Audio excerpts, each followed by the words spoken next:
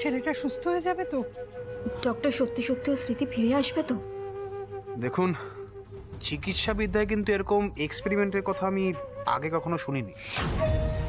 ওনার জ্ঞানটাও ফিরতে দেরি হচ্ছে, দেখি কি হয়।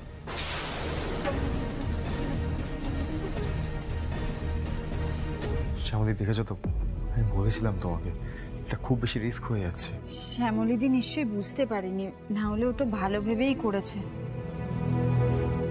আচ্ছা ডক্টর, আমার ছেলেটার কোনো রকম ক্ষতি হবে না তো? ওনার জ্ঞান না ফেরা অবধি কিছুই বলা যাচ্ছে না। শুনছো তো শ্যামলী, কাউকে কিছু না বলে এসব করলে কি হয়?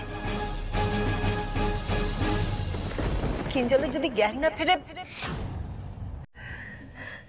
কিঞ্জল, কিন্তু চোখ খোল না কিঞ্জল।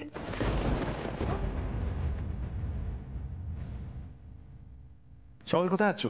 শ্যামলী, দাদু ভাই, শ্যামলী আজ অব্দি যা যা করেছে সবেরই ফল ভালো হয়েছে। এবারও তোর ভালোটাই ভাব, ভালোটাই ভাব। আজকের পর আর সেটা ভাবতে পারছি না বাবা।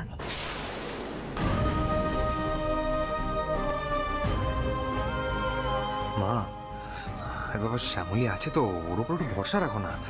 এভাবে ভেঙে পড়লে চলে বলো? হে কিঞ্জল, চোখ খোল না, আমরা সবাই তো স্মৃতি ফেরার জন্য ওয়েট করছি তো। কিঞ্জল,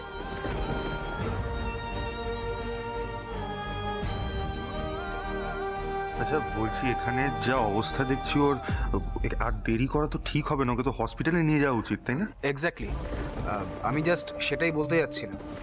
আমি যে হসপিটালে বসি, আমি ওখানে একবার কথা বলে দেখছি। ভাল লাগছে না, কিচ্ছু ভাল লাগছে না অপা। একটা বিপদ কাটতে না কাটতেই আবার আর একটা শুরু হয়ে যায়। কি সময় এলো!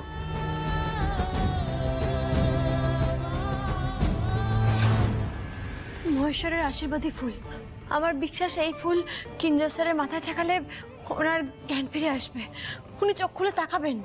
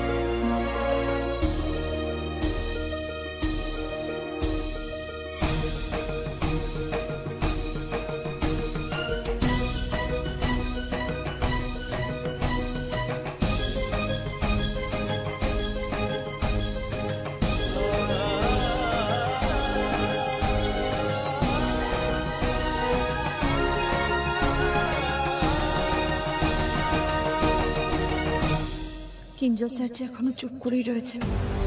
তবে কি আমি ভুল করলাম মহেশ্বর? কিঞ্জল স্যারের স্মৃতি ফেরেনি?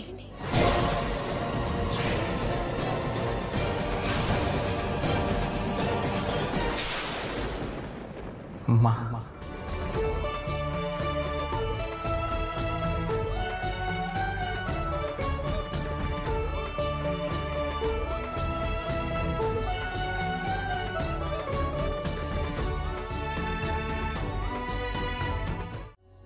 বলো মামুনি, কি আমরা থাকবো এখানে? বলো। আচ্ছা মামুনি, ছেড়ে দাও না, সবাই যখন বলছে থাকবে, থাকুক।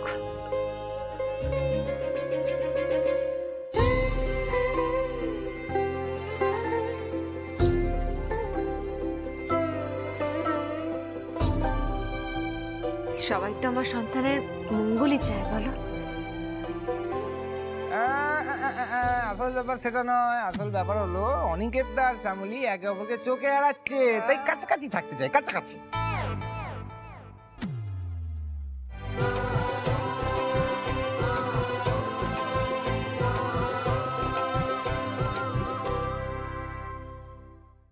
নে নে, এবার খাওয়া শুরু কর দেখি। শ্যামলী, আজ তোমার পছন্দের সব রান্না করা হয়েছে, কিন্তু সব খেতে হবে। আর আমি নিজের হাতে তোমার জন্য পায়েস রান্না করেছি। তুই রাঁধলিটা কি করে? আমরা তো সারাদিন রান্নাঘরে ছিলাম সকাল থেকে। ইচ্ছে থাকলে উপায় হয়। এক্স্যাক্টলি, আমরা তো আজকে জানতাম যে তোরা আমাদের রান্না করে ঢুকতে দিবি না, তাই দাদা ভাই আগে থেকেই বাড়ির পেছনের উনুনটাতে রান্না করে নিয়েছে।